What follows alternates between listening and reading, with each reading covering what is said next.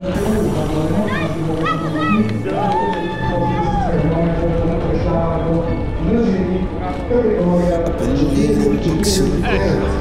devil! Didi the devil! Achilles and his gold, Achilles and his gifts, Spider-Man's control, and Batman with his fists. And clearly I don't see myself upon that list. She said, where'd you wanna go? How much you wanna risk? I'm not looking for somebody with some superhuman gifts, some superhero, some fairy tale.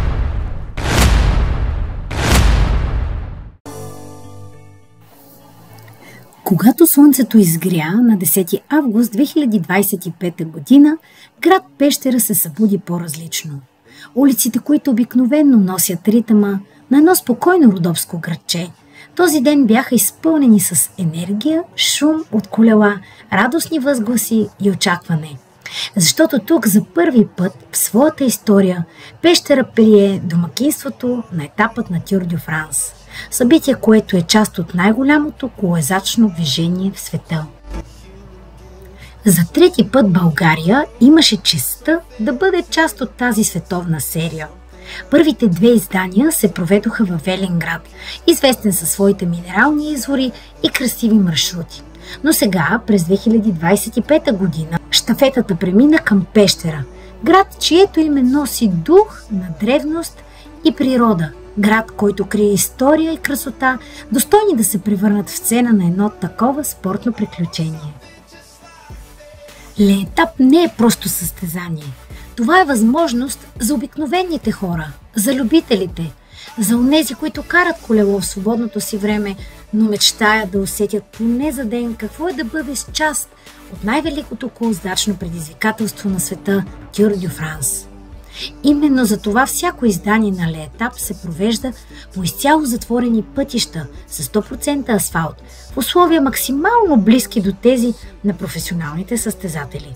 В над 20 държави по света, от САЩ и Бразилия през Китай, Австралия и Южна Африка, хиляди ентусиасти изживяват тази емоция. България е една от тези избрани страни. И това не е случайно. Нашата природа, нашите планини, нашите градове предлагат условия, които могат да се мерят с най-добрите трасета по света. Но най-важното в Леетап не е скоростта, дори не е класирането. Най-важното е духът на споделеното усилие. Участниците не са професионалисти. Те са хора с различни професии, възрасти, мечти, но всички застават на старта с едно и също сърце. Сърце, което бие в ритъма на предизвикателството. Някои искат да се преборят със себе си, да постигнат личен рекорд. Други просто да изминат трасето, да изклачат планински завои и да стигнат до финала.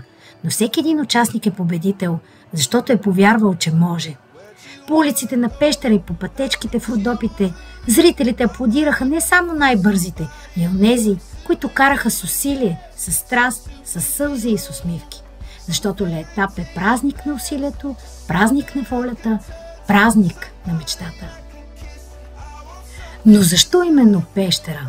Защо този град се превърна в арена на световното колоездачно движение? Пещера е град със специална енергия. Намира се в полите на Родопите, планина, която съчетава сурова красота и меко спокойствие. Името му идва от множеството пещери в района. Най-известната е Снежанка. Една малка, но изключително красива пещера, наречена така заради белите кристални образования, които приличат на снежни замъци и приказни зали. Над град Пещера се издига античната крепост Перистера. Наричат я птицата, защото формата й отгоре прилича на разперени крила. Създадена още през 4 век, тя пази тайните на историята и напомня за устойчивостта и силата на местните хора. Днес крепостта е реставрирана и е символ не само на Пещера, но и на връзката между миналото и настоящето. В подножието на Перистера колоездачите усетиха тази връзка. Те караха по пътища, които са виждали стъпките на римски легиони, на търговци, на войници и на пътешественици. Историята и спортът се преплетоха, а усилието на всеки участник стана част от тази жива картина. Една от големите атракции по време на събитието беше и музеят на състезанието, който разказва за историята на Тур дю Франс. От първото му издание през далечната 1903 година до днес.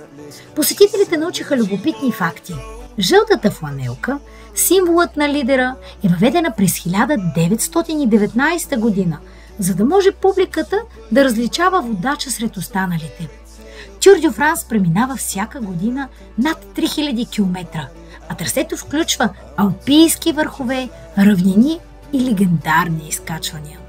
В продължение на повече от век това състезание се е превърнало в символ на издръжливост, страст и човешки дух. Именно този дух бе пренесен и в Пещера, за да може всеки участник да почувства, че е част от една глобална история. Добре дошли от Пещера! Днес успешно финиширах държавно първенство. Ние всъщност по триатлон. Да започнем от начало. Днес е събота и някой беше на държавното първенство по триатлон в Пловдив, а утре сме на етапа на Тур дю Франс в България. Ще го правим целия. Да, тази година целия. Тук ли сме? Добре.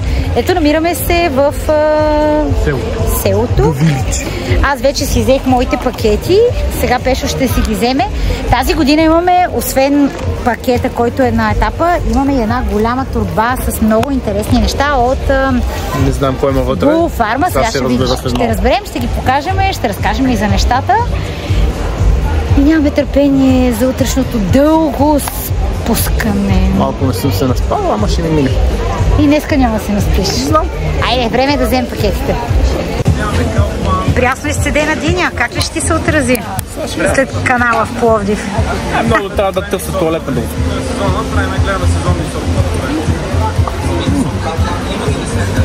Екстра. Супер. Но Летап България не беше само спорт. То беше и празник на културата и традициите. Пещера е известна със своите вина и ракии, с занаятите си и с гостоприемството на хората. Участниците и гостите имаха възможност да опитат местната кухня, да чуят родопски песни и да усетят атмосферата на едно българско градче, което знае как да посреща гости. Защото спортът събира, но културата и традициите оставят трайния спомен. И хайде на разходка. Яката мръсна жега.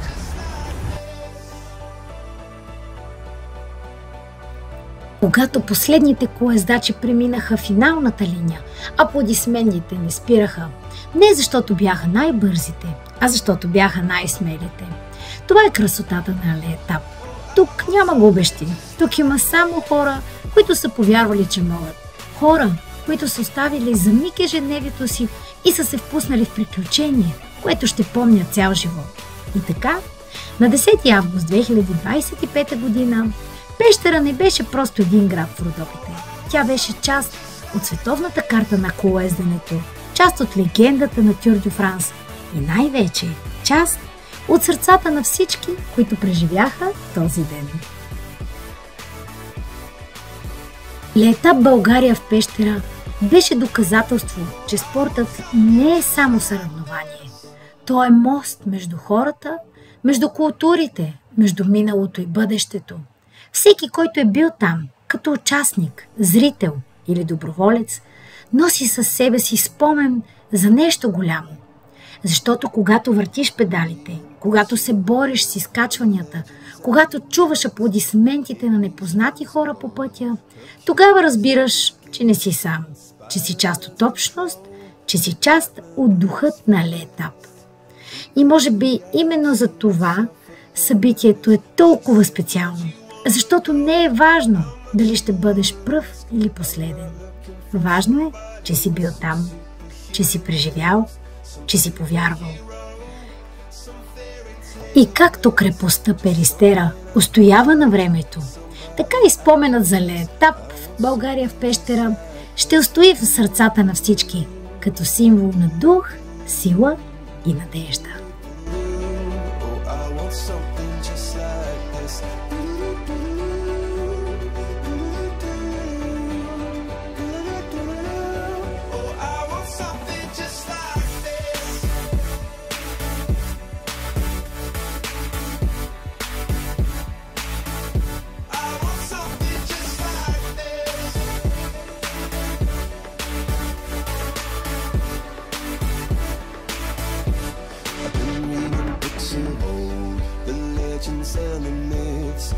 testaments they told, the moon and its eclipse, and Superman unrolls a suit before he lived. But I'm not the kind of person that it fits. She said, where'd you wanna go? How much you wanna risk? I'm not looking for somebody with some superhuman gifts. Малко импровизирано в колата, но... След това няма ни остане време. Да. Тъй като ние избрахме да спим в Батак на къмпинг, екокъмпинг Батак, където спахме и преди един месец на състезанието Tree Legend. Сега трябва да си тръгнем бързо от Пещера, защото в 3 часа градът ще бъде затворен за детското и семейното състезание, което е страхотно и ние много го одобряваме. За съжаление, нашия малко нямаше как да участва. Тази година стана така, че няма да имаме участник от детското състезание и семейното, но пък, за да не ни е сърдит, сме му купили специално джърси срещу 50 лева. Има детски джърсита за 8, 10 и 12 годишни деца. А пък в нашия пакет, освен номерата, които са затворени в плик, имаме отново една такава книжка за състезанието, за трасето и всичко, което се включва. Тъй като ние тази година сме на дългата дистанция, защото вече нашите велосипеди го позволяват, получаваме и ние едно такова джърси, което всъщност не е светлото, е тъмния вариант. Получихме и някакъв плодов нектар.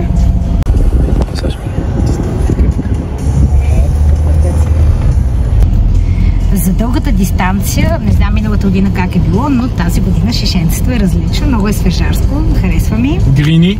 Грини. Имаме и отново е черната табличка, както миналата година, в която си носиш армаганчетата. Напитка с магнези. Един гел има.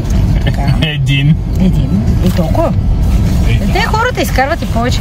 Имаме и нещо интересно. Това е пак от един от спонсорите на събитието. Имаме природна луга. Тя пишеше, че допринася за тонизиране и успокояване на кожата и организма. Ще я пробваме. Освен пакетите, стартовите номера, всеки записан участник получава и на Blue Pharma. Това е тази година. Миналата година нямахме. Нямаше, так не бяха спонсори. Сега в тяхното има силициев диоксид, пудра спрей за здравяване на рани. О, това е като за мене. Аз съм попаданият дано, утре да не ми се налага да ми заздравяват раните. Също така всеки участник получава и тениска. М размер, защото сме дали М размер. Не знам, не са имали друга сигурно. Някой друг ще намаже. Едно барче енергийно на мюсли. И те са дали един енерджи гел. Браво, на Blue Pharma. Двата ги умесваш и гледай какво става. Така, те ми дават и някаква L-карнитин вода. Да. Даже ме питаха, иска ли съм, аз казах да, но те имаха, точно да изтърсвам. Ама в пакетчето има още, едното е магнези, пак течен, а другото е пак L-карнитин течен. Имаме и 2 мултивитаминчета, селен и цинк. Да, ето ги. Не, това едното е магнези, селен и цинк, много магнези, много чудо. Тази фармацевтична индустрия, вече тя да храни света. Имаме гел, някакъв за, предполагаме, антипротектен кер гел. И готиното, че имаме магнези, то в стъклено, по 60 таблетки на човек. Доста на богато. Кои бяха фарма? Blue Pharma. Blue Pharma имаха много готина инициатива. Имаха фотобудка, на която човек можеше да си направи снимка. И когато ти разпечатат, ти дават код за отстъпка от техните продукти, които са само и единствено онлайн. А пък Blue Pharma раздаваха на всеки вода. Раздаваха на всеки една кутийка витамин С с цинк. моста, разбира се, брошури. Раздадоха ни и от техният течен магнезий за след състезанието, който се пие.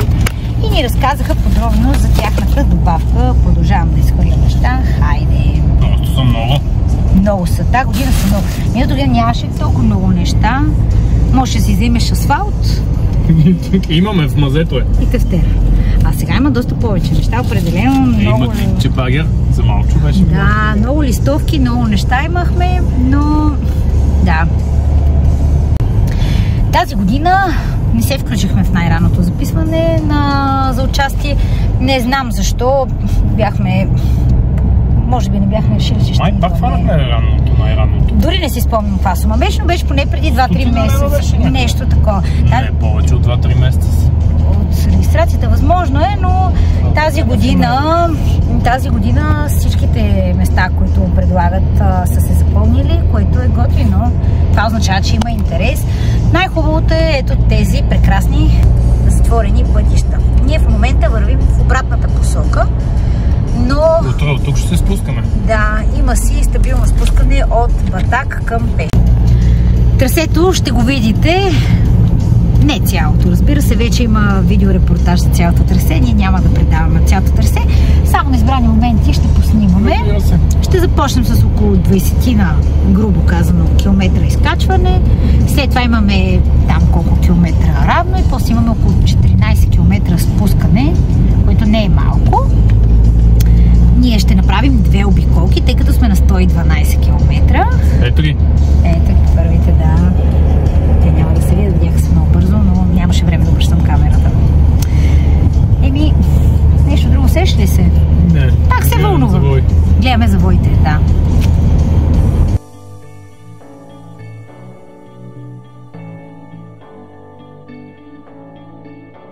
I've been reading books of old, the legends and the myths, Achilles and his gold, Hercules and his gifts, and Spider-Man's control, and Batman with his fists. And clearly I don't see myself upon that list. But she said, where'd you wanna go? How much you wanna risk? I'm not looking for somebody with some superhuman gifts, some superhero, some fairy tale bliss. Just something I can turn to, somebody I can kiss. I want something just like this.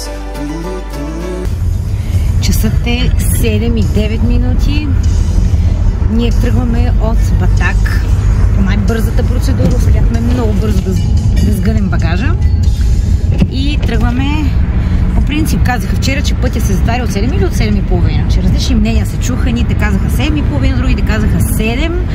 Силно се надяваме да е от 7,5, защото колата е натоварена на макс.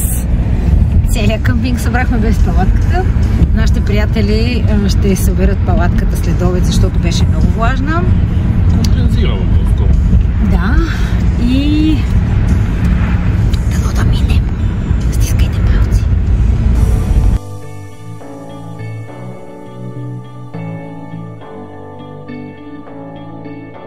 I've been reading books of old, the legends and the myths, Achilles and his gold, Hercules and his gifts. Имахме късмет и минахме. Вече сме. Минахме в Батак. Имаш преди, че може да отворим от Батак към Пещера? Не. Защо ще ни казвате тук въртите се? Няма да участвам. Истината е, че много колелета има пред нас. Много колелета. Много коли с кола, разбира се. О, какво казах? Рано сутрин е така, в планината. 7,18, дори от 7,5 да е затворен пътя, мисля, че успяхме да минем, тъй като сега от Батак до Пещера имаме по-малко километри. Така че силно се надявам, че ще успеем. Изтискайте палци. Аз лично за себе си говоря да се вържа в контролното време, защото вчера прочетохме в роудбука, книжката, която е включена в пакета, че има катов. И трябва 11:40 да сме на второто качване, тъй като ние тази година сме на дългата дистанция, която представлява 2 обиколки на едно и също трасе. Като първите 20 на километра са изцяло качване, къде повече, къде по-малко. И първият ни кът-оф е на второто изкачване, когато го приключим в 11:40. Следващия кът-оф мисля, че беше тук вече в Батак. Имаше някакъв кът-оф. Глава на мечката беше. Мечката е точно това качването. Следващия кът-оф е тук, вече в Батак, където сме и ние в момента, защото те искат да си пуснат пътя. И това е нормално, разбира се. И се надявам да не виждам метлата. Да ми диша във врата. Е, така да има.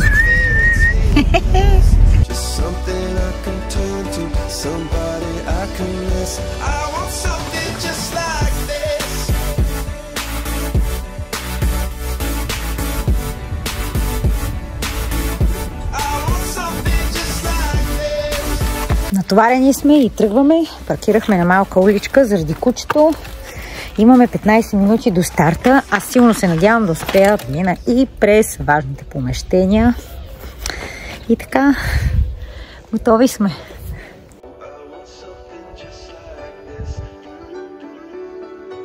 И така, Пещера.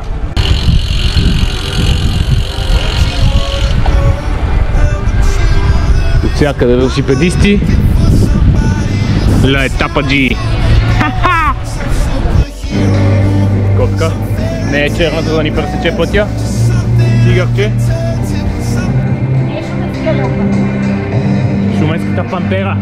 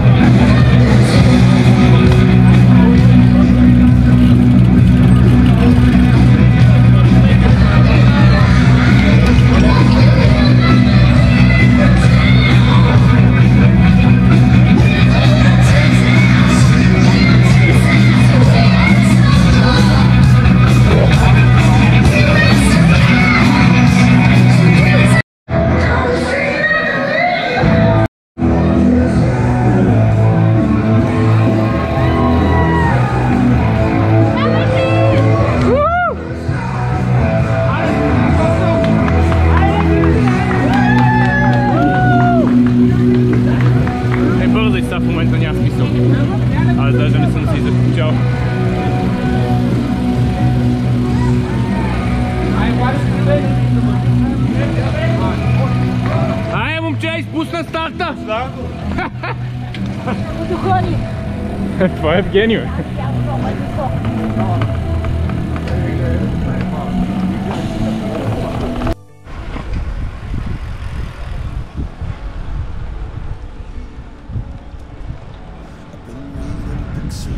Обувките!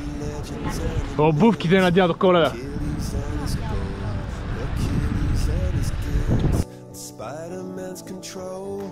Batman with his fist, and clearly I don't see myself upon that list. But she said, where'd you wanna go? How much you wanna risk? I'm not looking for somebody with some superhuman gifts, some superhero, some fairy tale bliss. Just something I can turn to, somebody I can kiss. I want something just like this.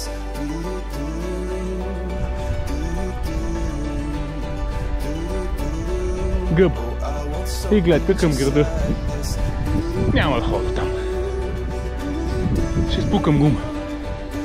Ако е. Ето го и кръст. Флинстон. И люката на любовта. Иха. Ето е моята любов. Все още се радваме на сянката. Хладно. Ето къста дистанция изпреварват вече след 45 минути старт. За нас. За тях половин час. Екстра. Церемите е доволно. Да. Доволно. Доволно. 11:15 в момента. 11:40 трябва да сме на втората обиколка най-горе. 9:15. Така да аз вече мисля само за 11 часа.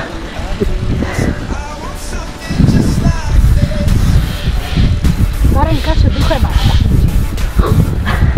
С картофите. Хайде, Северозапада! Давайте, хайде!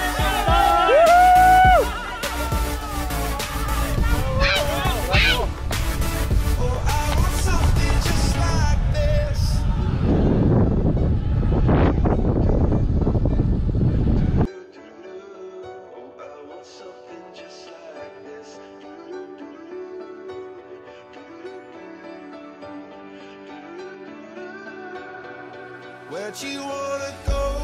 How much you wanna risk?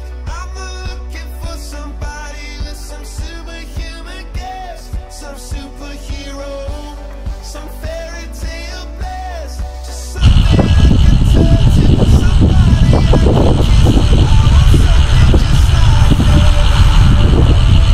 Свети Константин го качихме, спускаме се вече.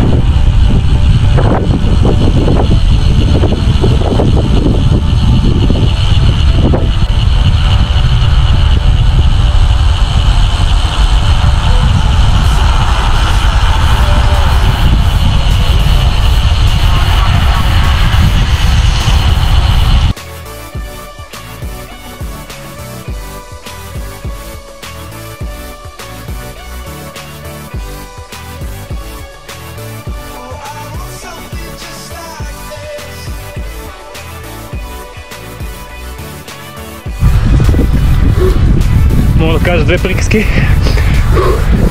Изтърсих заека на батак и сега те към Свети Константин. Надявам се, че ще ме пуснат. Вече съм закъснял, ако е верен картофа, ако не, ще видим. Натискам яко, пък ще видим. Какво такова. Айде! На финала може би ще снимам пак. И така, Пещера. Финалът близо. Успях.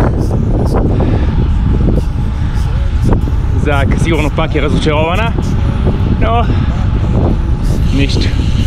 Финал след малко. Тълпичи си карахме известно време. Нямам сила да го догоня просто.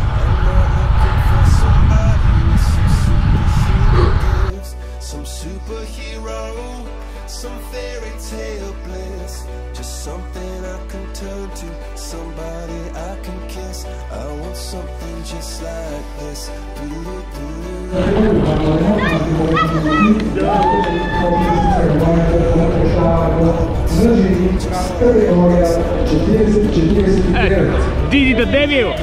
Диди the Devil! Елена Златева!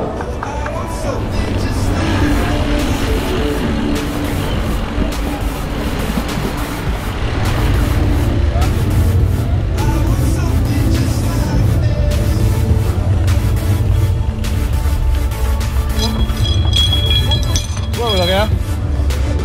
Поздравления. Айде. Супер беше. Благодаря ви. Екстра.